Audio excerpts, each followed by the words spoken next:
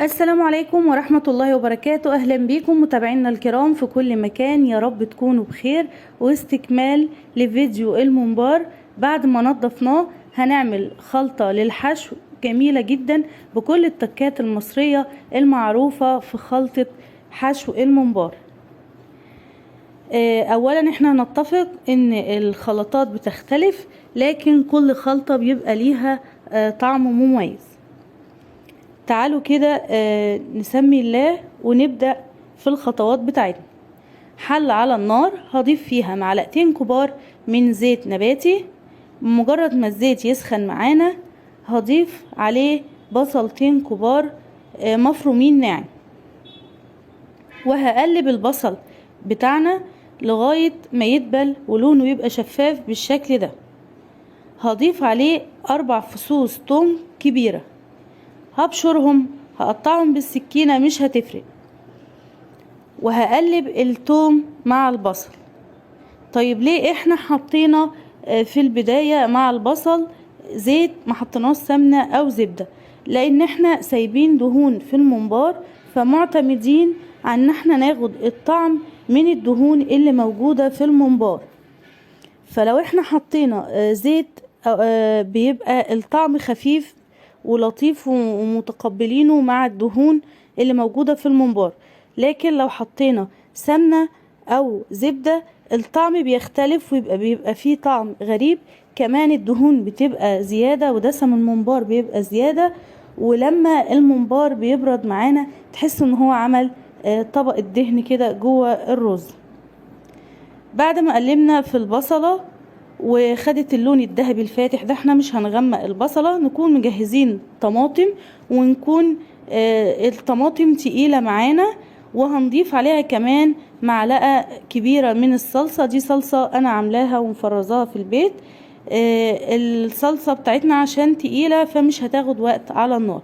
هنتبل بقى معلقة صغيرة ملح، معلقة صغيرة توم بودرة، معلقة صغيرة بصل بودرة، نص معلقة فلفل اسود، معلقة كمون، معلقة بابريكا، معلقة كزبرة ناشفة، ربع معلقة شطة، وهنقلب. وبعد ما يغلي الصلصة شوية هضيف معلقة صغيرة من السكر، علشان احنا عارفين ان اي صلصة بنعملها بنضيف عليها سكر علشان تعادل الحموضة بتاعة الطماطم في الاكلة. طبعا احنا مش هنخلي الصلصة بتاعتنا تتسبك وتنشف علشان لما نحط فيها الخضرة والرز. بعد ما خدت 10 دقايق على النار ضفنا كمية من الخضرة، ربطة من الشبت وربطة من الكزبرة وربطة من البقدونس، فرمناهم ناعم وضفناهم هما الأول. خدوا تقلبتين مع الصلصة، وبعدين ضفنا كيلو من الرز البلدي. 2 كيلو ممبار خدوا معايا كيلو من الرز البلدي، او حسب بقى نوع الرز اللي انت بتستخدميه، بيزيد جدا ما بيزيدش كتير حسب ما انت عارفه. وقلبتهم شوية على النار، وبعدين نزلت الخلطة من على النار.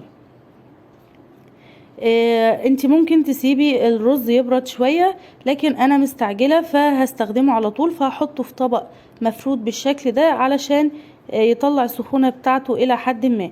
هنقطع بقى الممبار بتاعنا بالطول اللي يعجبنا ويرضينا. انا الطول ده كويس بالنسبة لي. بعد ما يكش الممبار في السلق هيبقى الطول كويس. نيجي بقى لطرق الحشو.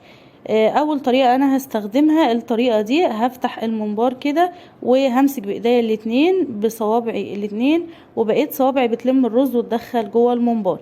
يا اما هستخدم قمع، يا اما هستخدم ازازة مية، وهقطع الجزء اللي فوق من عند الغطا وهحط الممبار واقفل عليه الغطا، واستعمل رقبة الازازة دي زي القمع. والطريقة كمان اللي انا هستخدمها هي الطريقة دي، هفتح الممبار وابقى ماسكاه بايد ومثبته بالايد التانية، وبقيت صوابعي بلم الرز من الطبق وبضيفه جوه الممبار. اهم حاجة نفرد الرز في الممبار، ما نسيبش الرز مكلكع. واثناء ما انا بحشي الممبار حاطه حله على النار وفيها ميه وسايباها تغلي. بمجرد ما بخلص حشو الممبار بتكون الميه وصلت لحاله الغليان، مش بضيف فيها اي حاجه خالص، وبنزل على طول بالممبار. هو ما ينفعش ان احنا نملأ الحلة بالممبار بالشكل ده علشان ياخد راحته في السوا. بس الحقيقة انا بقى معايا كام واحدة ممبار فجازفته وحطيته.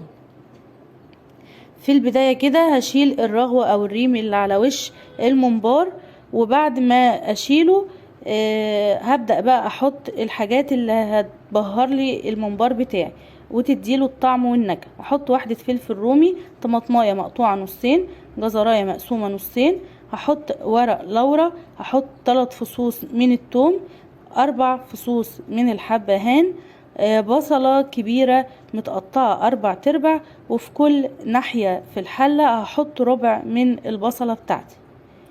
وكل لما تظهر قدامي رغوة اشيلها برضو من على وش الحلة. ادي 4/4 البصل. هغطي الحلة بس مش هقفل الغطا كويس علشان ما يفرش معايا على البوتاجاز، هسيب بس جزء كده مفتوح يطلع البخار، وهتابع الممبار لغاية السوا. ولما يستوي الممبار بتاعي هطلعه في مصفى، واكون مجهزة طاسة فيها زيت غزير. هحط الزيت على النار، لما يسخن بالمقصوصة هنزل بالممبار بتاعي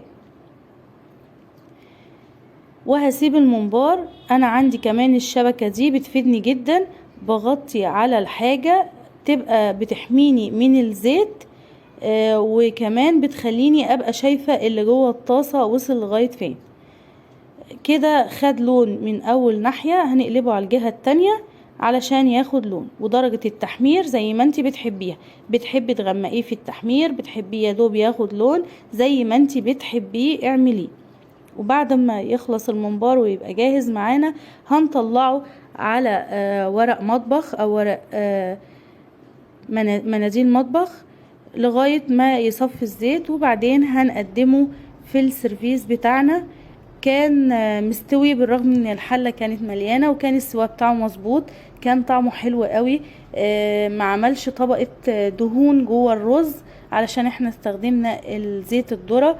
كان ريحته حلوة قوي، وكان مستوي بشكل حلو جدا معايا. والصوابع بعد ما قطعتها كان الحجم مناسب، لا هو كبير قوي ولا هو صغير قوي، بس برضو ليكي مطلق الحرية في التقطيع والحجم.